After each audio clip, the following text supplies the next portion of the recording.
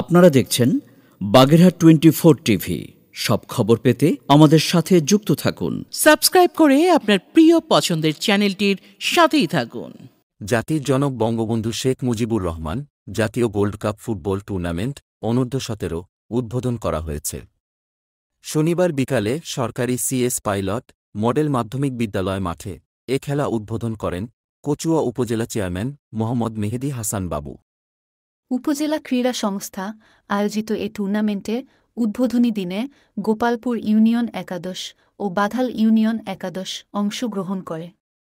এ সময়ে উপজেলা ক্রীড়া সংস্থার সভাপতি ও উপজেলা নির্বাহী অফিসার রাখি ব্যানার্জি, ক্রীড়া সংস্থার সাধারণ সম্পাদক মোহাম্মদ সাইফুল ইসলাম, উপজেলা ভাইস চেয়ারম্যান শেখ সুমন, মহিলা vice chairman Hanufa Khatun, Kachua press ক্লাবের সভাপতি Khondokar Niaz Iqbal, Badhal union chairman Nakib Faisal Ohid, Gopalpur union chairman Liton Molla, Maghia union chairman advocate Pankaj Kanti Adhikari সহ গণ্যমান্য ব্যক্তিবর্গ উপস্থিত ছিলেন।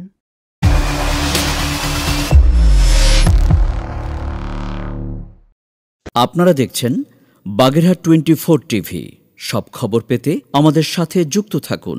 সাবস্ক্রাইব করে আপনার প্রিয় পছন্দের চ্যানেলটির সাথেই থাকুন।